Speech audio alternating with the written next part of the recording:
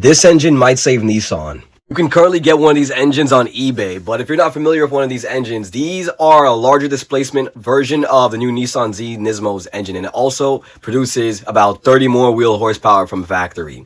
Now, what's really cool about this is that this is generation 2 of Nissan's VR engine, and I've been reading articles about this engine like nonstop, like seriously nonstop.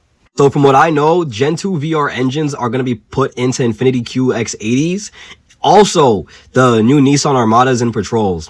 Now, this is going to be coming with like 450 wheel horsepower and 515 pound-feet of torque. But we're not going to really talk about all that stuff because there's a bunch of different guys doing reviews on this whole car with like a 9-speed automatic and everything. So let's just talk mainly about like the engine details that we can see. Now, I believe the first VR engine was like a test mule to Nissan because now they took that information from that first test of that motor and they started completely from scratch with this new engine. And one of the things they learned from the old motor is that the turbos were trash. What they decided to do with this one is add even larger turbos, which is what was needed from the start. And something VR fans might really want to know, coming from a really big executive at Nissan, is that the VR35DDTT engine is the last internal combustion engine for which Nissan have redrew the blueprint from scratch. So Nissan states that they're not going to start from scratch and draw new blueprints to make new internal combustion engines, but they are going to still continue to produce them. After cutting the cord on the V8 engines, Nissan states that the VR35 is the last piece to the puzzle of their turbocharged engines. I believe this engine might be a love letter to fans because the way that they're writing certain things is like, oh, we're making a reliable, strong, fun engine to take out to the Middle East in very extreme conditions, and it's still going to be fun and reliable. But you know what's crazy? Before I get onto my next sentence, just know that the VR30 and the VR35 is not really related to the VR38. They just made it that name so it would sell better, and you know, everybody loves the VR38. But one thing I want to point out is that the VR30 guys like to say that the turbos were revised, but you can't really find any documented evidence of what was really revised besides like a name or something. Now on Gen 2 VR, you can see that they literally stated right there that they changed out the whole turbine wheel to a different material that's used in aircraft engines.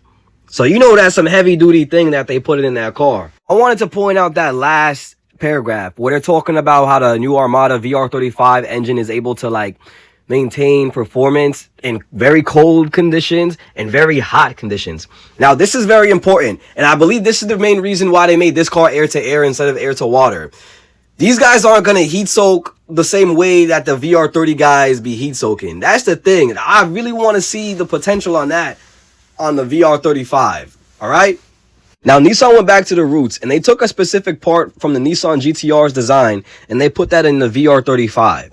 Now, what that part is the oil pump, the oil scavenge pump. They changed that up. They're not using that same overcomplicated like design that the VR30 has. They changed it up and put it in the VR35. I believe they're really trying to make this engine a bulletproof engine. Now, there is a possibility of Nissan putting this engine in the new Nissan Z, or even reviving the Q series and putting this engine in with the 9AT. That would be crazy if they really fixed up all the stuff with the previous VR and they put this thing in. That would be great news, crazy, and the aftermarket support would go nuts on this. Hopefully, I don't think people are really going to swap this into cars until like some time comes. But if Nissan gets back on the right track, and hopefully we could see this thrown into the new Nissan Z so it can actually be a new Nissan Z, it'll be a really good sight to see. And the tuners on that platform would make this freaking thing, this freaking engine, a freaking rocket ship.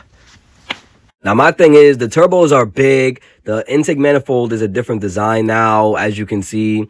But I like just looking at the engine and seeing what they really changed, because you could really take some notes and see, oh, they updated this, they updated that compared to the first generation. Like the single throttle body going into the air-to-air setup, that's a new thing. And maybe people might be able to use the injectors, the intake manifold and everything and convert it onto the VR30. That might be the next go-to thing. But only time will tell. We'll see. That's all I got to say about this, honestly. Peace out. I hope you guys enjoyed. Adios.